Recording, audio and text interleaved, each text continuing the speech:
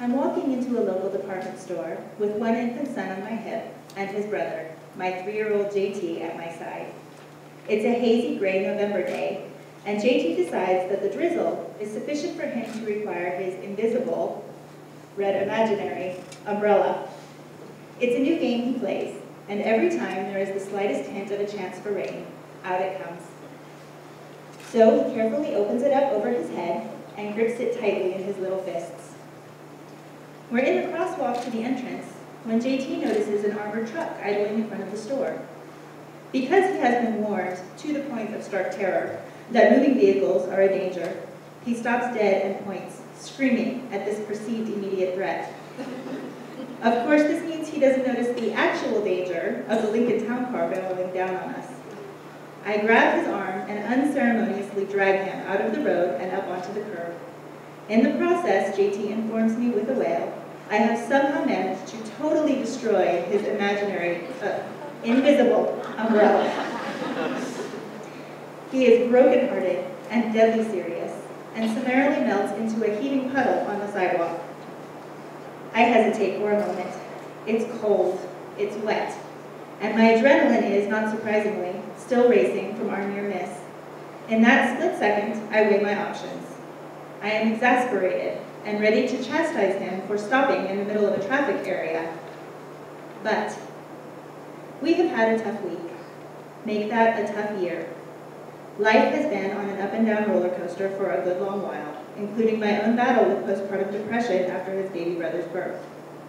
JT has had to cope with more than his fair share of uncertainties, and this vivid imagination of his is something I can relate to. It's something I treasure in him, and I have always promised myself I would nurture it along and encourage it. I stand there in the rain with an ever heavier baby on my hip and look into those weepy brown eyes. Luckily for me, I happen to have packed my invisible umbrella repair kit. I shift the baby to my other hip, reach into my pocket, and pull out the necessary invisible tools.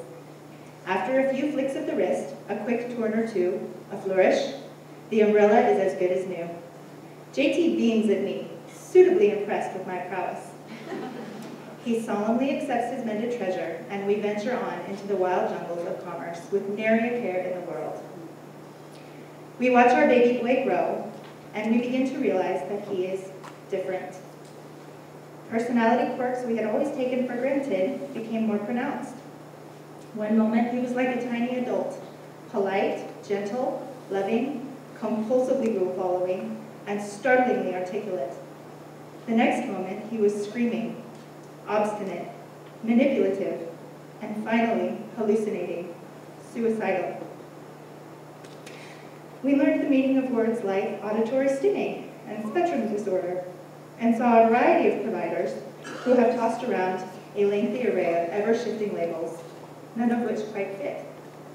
Asperger's syndrome, bipolar disorder, autism, obsessive-compulsive disorder, nonverbal learning disorder. The list goes on, shifting and changing like patterns through a prism, but never quite a fit. I don't know what label fits him, or if one ever can or will. To me, he is just JT, my stubborn, creative, determined, intelligent, and beautiful son. What I do know is that underneath the emotional breakdowns, the frequently incomprehensible trains of thought, beneath all of that is the same little boy that looked to me then to fix what was broken.